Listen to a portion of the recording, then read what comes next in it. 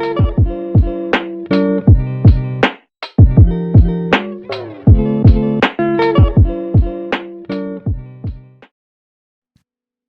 guys, welcome to another edition of Published Parallels, where we take your favorite characters and find their comic, anime, or pop culture counterpart.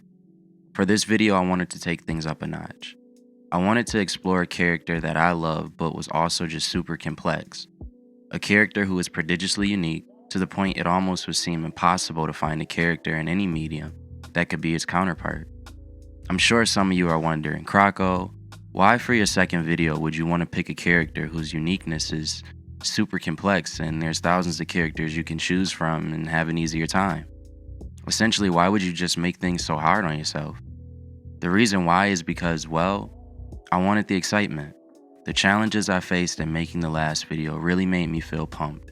And as much as I want you guys to look at the videos I post and say, wait, what? When I make this content, I want to feel those same emotions. The first character that came to mind and that seemed up to the task of manifesting ridiculously unique characteristics was Deadpool. Yep, the merc with the mouth, Mr. Chimichangas himself. Now at this point, between the popularity of his comic book and the recent success of the 20th century films around Deadpool, I feel like everyone knows his story. But for those who don't, I'm going to give a quick and brief explanation on who exactly Deadpool is. Deadpool, also known as Wade Wilson, is a Marvel Comics character who first appeared in New Mutants number 98 and was created by Fabian Nicieza. Again, please don't fault me too much for the pronunciation here, guys. And Rob Liefeld. The character's origin is complicated, but what we do know is that the Canadian-born Wade Wilson was first a soldier for the U.S. Army's Special Forces. He soon was kicked out for not following orders and later joined a CIA mercenary group. In his time with this group, he traveled to various places around the world such as Morocco and Japan. After failing to complete an assignment for the mercenary group, Wade decided to move to the United States and pick up his life from there. Once in America, Wilson fell in love with a mutant named Vanessa Carlisle and began to work as a mercenary for hire to gain financial support. During this time, Wilson discovered that he had developed cancerous tumors, but before things could take a darker turn for Wade, he was contacted by the Canadian government's weapons development program, Department K. Wade soon volunteered to work with the department and in the process gained a healing factor which combated his cancer. Fun fact, this healing factor was taken from the DNA of fellow Canadian government lab rat and future X-Men member Wolverine. At first, Wilson resumed doing mercenary work through the department, but once his healing factor started to disappear, the department dumped him off at Hospice, a facility for test subjects who were deemed failures. At Hospice, and under the supervision of Dr. Kilbrew and his assistant Ajax, Wilson was subjected to numerous and various forms of torture. This was so common at Hospice that the patients of the facility would place bets on how long a patient could endure the torture. This betting pool became known as Deadpool.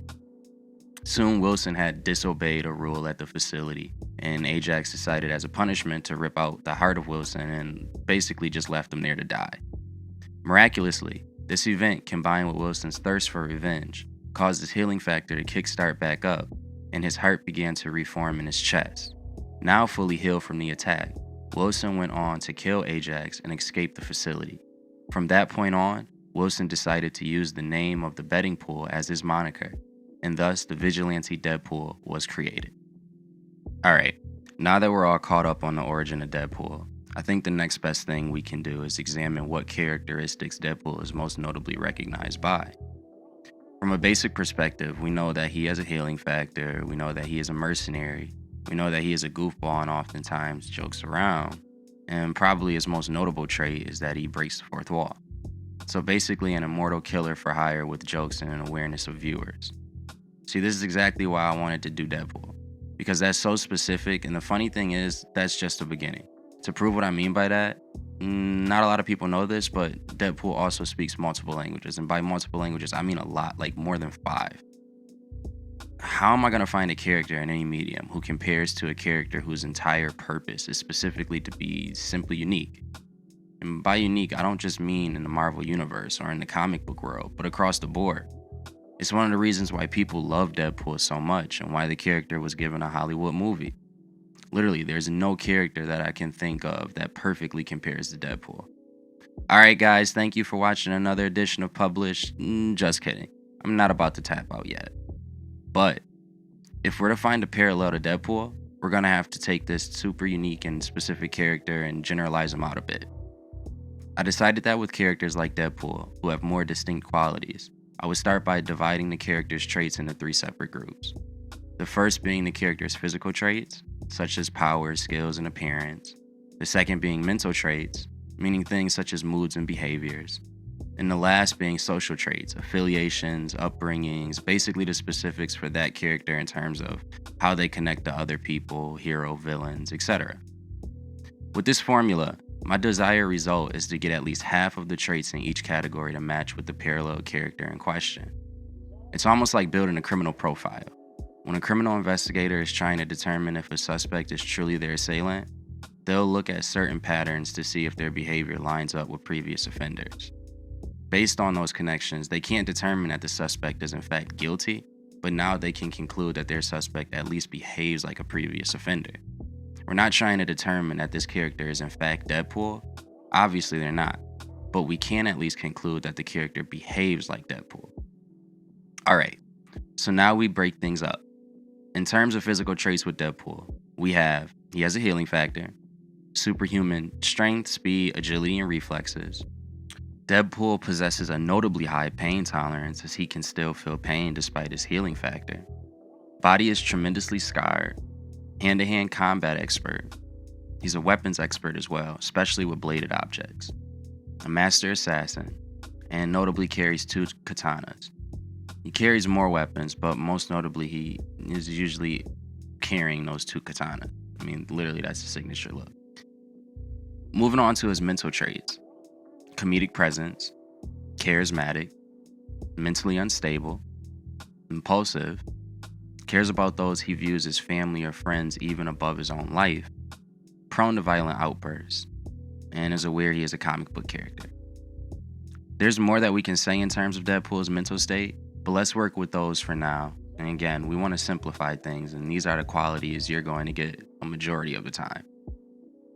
Lastly, let's look at social traits. He's a soldier / assassin or a mercenary. He's a freelance worker. Has multiple love interests. Is annoying to be around. And his origin is unknown, or at least conflicted. These are the qualities of Deadpool I feel can generalize him somewhat. It's compact and it makes it less overwhelming when it's compartmentalized like this.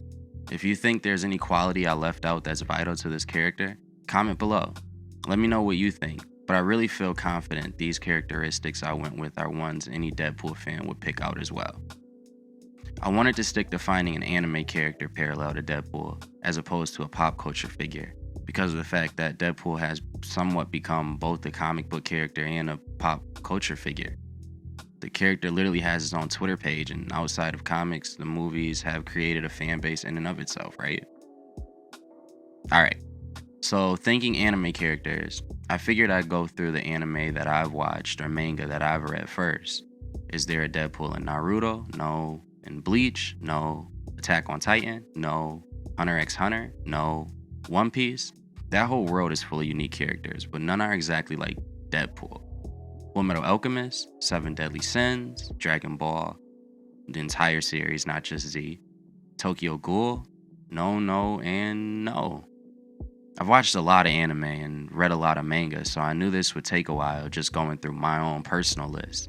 And on top of that, despite me trying to generalize Deadpool, I'm still working with a very unique character and I wanted to find the best parallel I could. I started to go down a rabbit hole and comparing anime I knew for a fact didn't have a Deadpool-like character in it. And then finally a light bulb went off in my head. Instead of looking at the traits that were more common in characters such as being a swordsman or having superhuman strength, why don't I just look at the things that are more rare? The characteristics that spoke out to me the most in this case was the breaking of the fourth wall aspect. It's not something you're going to see in a majority anime or comics or really anything. It might be an aspect that his parallel character didn't share with Deadpool, and that would have been fine, but it's such a big thing about Deadpool, and it was a quality that could narrow things down, so why not at least give it a shot? At least that's the way that I looked at it. That conclusion that I made proved to be a very smart call. And finally, I found the character that I think matches up nicely with Deadpool. Sakata Gentoki from Gintama. Gintama is a Japanese manga and anime written and illustrated by Hideaki Soraichi. Okay, guys, again, as you can see, the names are definitely difficult. I try to look up some of these things, but I can't always get it perfect. But carrying on with what Gintama is. Gintama appeared in Shueisha's Shonen Jump from December 2003 to June of 2019. The series is based around Edo period in Japan, but the difference is Japan in this world is invaded by aliens. The story follows the life of samurai Gentoki Sakata, who works as an odds job freelancer. Gentoki has two crewmates, a teenage boy named Shinpachi Shimura, who aspires to learn swordsmanship from Gentoki, and a teenage alien girl named Kagura, who possesses the superhuman strength of the Yato clan. Along their journey, they gain unique companions and fight foes from all over the universe as they strive to protect the planet. Gintama is a show I walked into about 2 years ago, and as a full warning, you're not exactly sure what you're getting into at first. It is an extremely bizarre and wacky show. At times, it honestly feels like it's not really going in any specific direction. But when it's serious, it can be one of the most stimulating anime moments you can possibly have. It's a roller coaster of a show, and I sincerely am not that big a fan of comedy anime, but this show is absolutely hilarious at times, and it never ceases to amaze me or surprise me. It's just really interesting, at least in some capacity.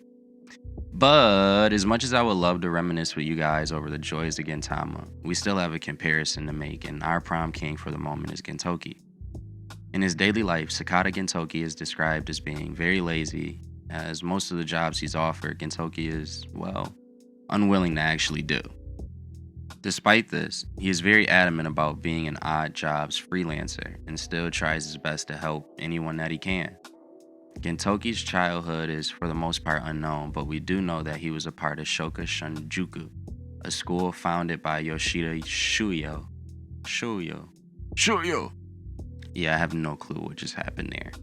Anyways, the school took in kids of all different backgrounds and taught them for free. It was at Shoka Shinjuku that Gentoki would begin to form his first family, only to have that family stripped away from him. This event held a tremendous amount of weight on Gentoki, and the idea of family was something that he never lost sight of in the process. Outside of being lazy and passionate about maintaining good friends and family, Gentoki was known to be a sadist, as he takes pleasure in seeing his comrades in various dangerous and harmful predicaments. During his time at Shoku Shunjuku, Gentoki developed a plethora of skills, and even at one point fought as a soldier during the Joey. Alright, I'm not doing that part again, but it was a war that took place during the same time that he was a student. In that war, he gained the nickname Shiroyasha, meaning the White Demon, as he wore white clothing and proved to have quite an intimidating fighting style. Gentoki's biggest weakness, as shown in the series, has proven to be his anger. He has let both weaker and stronger opponents get the best of him as a result of his rage. There's more that I want to say in response to character traits that Gentoki exhibits, but I'll do that in more depth in a second. Now that we at least have an idea of who this guy is, let's start to break his traits off into those 3 categories we used earlier with Deadpool. When looking at Gentoki's physical traits, he possesses tremendous physical strength. In the series, he isn't the strongest character, but is recognized as being one of the strongest humans. Gentoki has been seen breaking swords with his teeth and even destroying huge machines by himself. Gentoki has tremendous endurance. This is a somewhat signature feature for Gentoki, as the quality he possesses correlates directly with his will to protect his friends and the people he cares about. His will in this regard allows him to fight without any care in the world for his own well-being. Gentoki has been seen at times to lose great quantities of blood and still would continue to fight. In most cases, if the injury isn't bad enough to put him down for the count, and it usually isn't, you can almost guarantee he's going to continue fighting. Gentoki also possesses superhuman reflexes. Though this is oftentimes shown within his more comedic moments, it's worth noting that Gentoki's speed and dodging ability stretches beyond that of human. as he's been shown to dodge bullets and close the gap between him and an enemy within seconds. Gintoki is also a skilled swordsman, being recognized by various swordsmen for having a unique but effective sword style. He is so developed in this skill that he has even his own fighting style which he formed himself. Another thing about Gintoki is that he is proficient in hand-to-hand combat. He has even been able to incorporate in his sword technique a hand-to-hand combat fighting style, which has been very successful against enemies. The last thing for Gintoki's physical traits is that he is a weapons expert. Despite the fact that Gintoki is classified as a samurai, he was still a soldier, and because of that, he is very proficient in different weapons, including knives and grenades as well. Moving on to Gintoki's mental traits, we stated earlier that he was lazy. He also has a childish behavior. He's a sadist, which leads him to be impulsive with whomever is around. He has a difficult time expressing his emotions, cares about the people closest to him, even over his own life. He's prone to angry fits, aware that he is an anime character. He's very charismatic, and though I didn't state this earlier for Deadpool, it's true for both characters. They both have a moral code they stick by. For Deadpool, this is seen more specifically with children, but with Gintama, this code extends out to all those he feels the need to protect. I'm sure you're starting to see why I thought this was a good fit for Deadpool, but for anyone who can't quite see it yet, let's see if I can get a home run here with Gintoki's social traits. His social traits include he was a student and also a soldier, and now he's a freelance worker. Gintoki has multiple love interests, though in Gintoki's case, it's somewhat inverted, where in comparison to Deadpool's love interest. Gintoki has several women who chase and love him, whereas Deadpool just falls in love easily. Outside of battle, Gintoki can be annoying to be around, and he has an unknown origin. Alright guys, clearly you can see there are more traits with these two characters that relate than there are that don't. Again, it's difficult trying to find characters that are perfect parallels to each other.